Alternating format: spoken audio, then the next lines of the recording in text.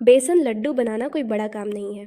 आज मैं आपको दिखा रही हूँ कि घर पर बहुत आसानी से मुंह में घुल जाने वाले परफेक्ट बेसन लड्डू कैसे बनाए जाते हैं। क्या आप कहेंगे कि बस इतना ही बेसन लड्डू बनाना इतना ही आसान है? अब इसके लिए हमें बूरा चीनी की आवश्यकता है, इसलिए मैं आपको पहले यह दिखा रही हूँ कि घर पर ही बूरा चीनी बिल्कुल आसान तरीके से कैसे बनाई जाती है। माप के अनुसार मैंने यहाँ 1 कप चीनी ली है। इसमें मैंने 4 चम्मच पानी डाला है। ध्यान रहे कि पानी ज़्यादा नहीं डालना है, बस 4 चम्मच ही डाला है। अब मैंने गैस को मीडियम आंच पर रखा है। मीडियम आंच पर इसे इसी तरह मिलाते रहना है। यह बूरा चीनी रेडीमेड भी मिलती है, सभी किराना दुकानों में मिल जाती है। लेकिन कुछ लोगों को पता नहीं होता कि बूरा चीनी क्या होती है। उन्हीं लोगों के लिए मैं घर पर ही आसानी से बूरा चीनी बनाना दिखा रही हूँ। इस बेसन के लड्डू में अगर बूरा चीनी डालें तो स्वाद बहुत ही बढ़िया आता है।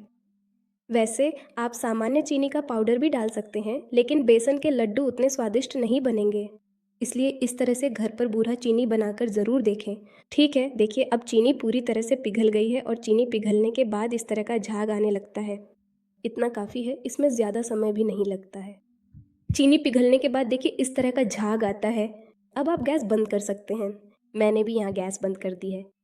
गैस बंद करने के बाद आपको इसे चम्मच से लगातार चलाते रहना चाहिए, वरना ये वापस चीनी के रूप में जम जाएगी। इसलिए जब तक यह ठंडा ना हो जाए आपको इसे इसी तरह मिलाते रहना होगा। मैंने यहाँ गैस बंद कर दी है। ठीक है, देखिए अब इसे चलाना बंद नहीं करना है, ये वापस वैसी ही दिखने लगेगी जैसी चीनी होती है। इसे लगातार चलाते रहना है। इसमें ज़्यादा समय नहीं लगेगा, बस 1-2 मिनट में ये वापस चीनी बन जाएगी। बस इसी तरह इसे मिलाते रहना है। ठीक है, देखिए आप देख सकते हैं कि मैं इसे कैसे मिला रही हूँ, और अगर आप इसे इस तरह मिलाते रहेंगे तो ये गाढ़ा होता जाएगा। कितना आसान है ना? इस तरह की बूरा चीनी मथुरा पेड़ा और बेसन के लड्डू के लिए एकदम सही रहती है। ठीक है, देखिए अब ये वापस सामान्य चीनी के रूप में आ गई है, जैसा कि आप देख सकते हैं। बस इसे तब तक मिलाते रहना है जब तक कि यह इस तरह से सूख ना जाए। अब इसे पूरी तरह से ठंडा होने के लिए छोड़ देना चाहिए। ठंडा होने के बाद इसे मिक्सर जार में पीस लें और आपकी बूरा चीनी तैयार हो जाएगी। अब बेसन के लड्डू बनाने के लिए मैं यहाँ कढ़ाई में सबसे पहले आधा कप घी डाल रही हूँ। देखिए 2 कप बेसन के लिए आधा कप घी का माप बिल्कुल सही रहेगा। आपको बस इतना ही घी डालना है। ठीक है, अब मैंने आधा कप घी डाल दिया है और आप देख सकते हैं कि यह पिघल गया है। घी के पिघलने के बाद मैंने इसमें ठीक 2 कप बेसन डाल दिया है। अब हमें बहुत ही धीमी आंच पर लगातार चलाते हुए इस बेसन को अच्छी तरह से भूनना होगा। यहाँ गैस को मीडियम या हाई फ्लेम पर नहीं रखना चाहिए। जब तक यह पूरी तरह से तैयार ना हो जाए और हमने जो घी डाला है वह अलग ना होने लगे, तब तक आपको इसे धीमी आंच पर ही भूनना होगा। यहाँ मुझे लगभग 25 मिनट का समय लगा है, यानी धीमी आंच पर मुझे इसे 20 से 25 मिनट तक भूनना होगा। तब तक यह पूरा घी छोड़ देगा जो घी हमने इसमें डाला था।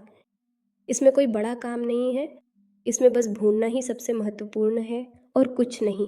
धीमी आंच पर जब तक घी अलग ना हो जाए तब तक धैर्यपूर्वक इसे बिना छोड़े लगातार मिलाते रहना चाहिए। यानी आपको इसे चम्मच से इसी तरह लगातार भूनते रहना होगा। ठीक है, देखिए अब 10 मिनट हो चुके हैं। धीमी आंच पर अब इसने हल्का हल्का घी छोड़ना शुरू कर दिया है।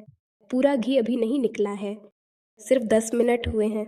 बस 10 से 12 मिनट ही हुए हैं। अब इसमें आधा अधूरा घी निकल आया है।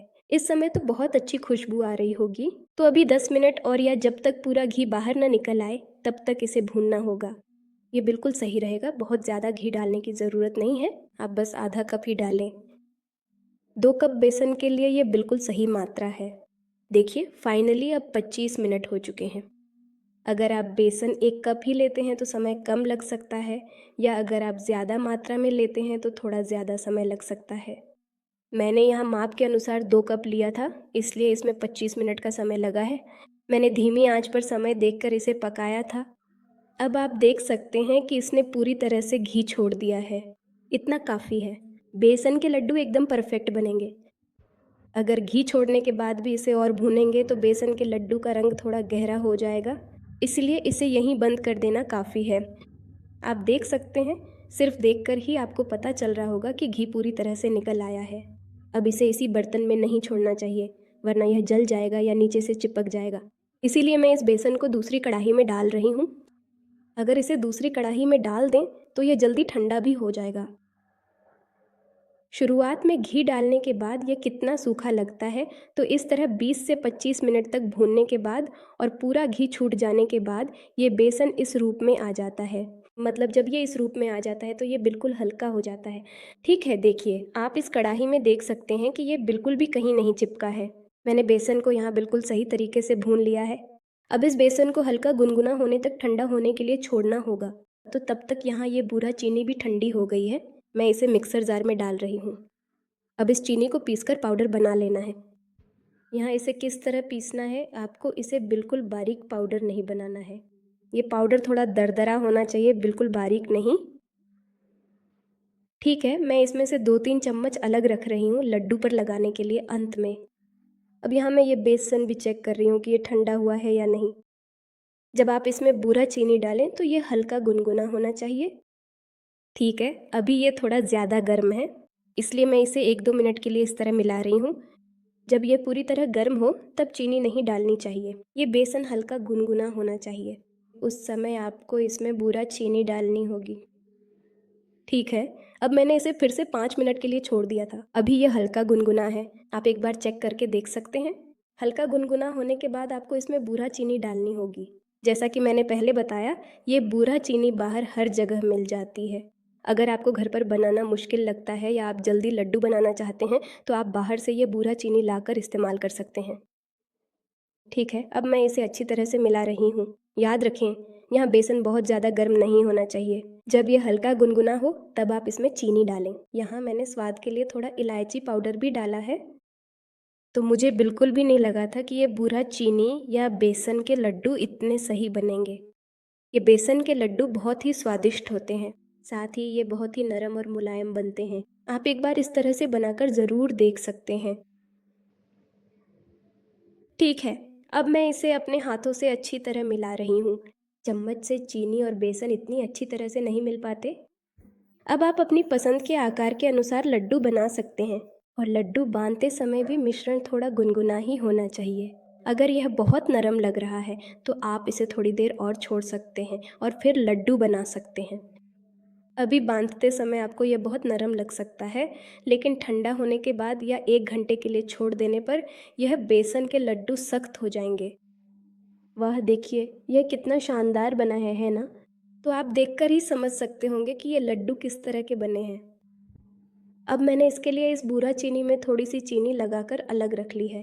अगर आप चाहें तो इसे छोड़ भी सकते हैं, लेकिन जब आप इस तरह से ऊपर से चीनी की परत लगाते हैं तो यकीन मानिए ये देखने में बहुत ही बढ़िया और बेहद आकर्षक लगने लगता है। देखिए ये कितना नरम और मुलायम बना है। तो मैंने पहले भी 2-3 बार ये बेसन के लड्डू बनाए थे।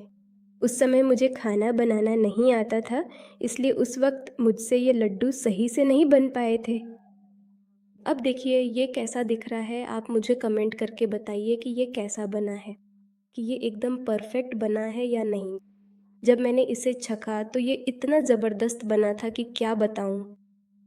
बाहर बेकरी में जो मिलता है ना, उससे भी ज़्यादा स्वादिष्ट थी ये सिंपल बेसन लड्डू रेसिपी। अब ये सॉफ्ट बेसन लड्डू रेसिपी तैयार है। इसके ऊपर से मैं थोड़े से ड्राई फ्रूट्स डाल रही हूँ। अगर आप चाहें तो काजू भी डाल सकते हैं। इस तरह से ऊपर से ड्राई फ्रूट्स लगाने पर आप देख सकते हैं कि ये कैसा दिख रहा है। ये देखने में बहुत आकर्षक लगता है। तो इस रक्षाबंधन पर घर पर ही इसे बहुत आसानी से बनाकर देखें। अगर आपको ये पसंद आया हो तो एक लाइक ज़रूर करें।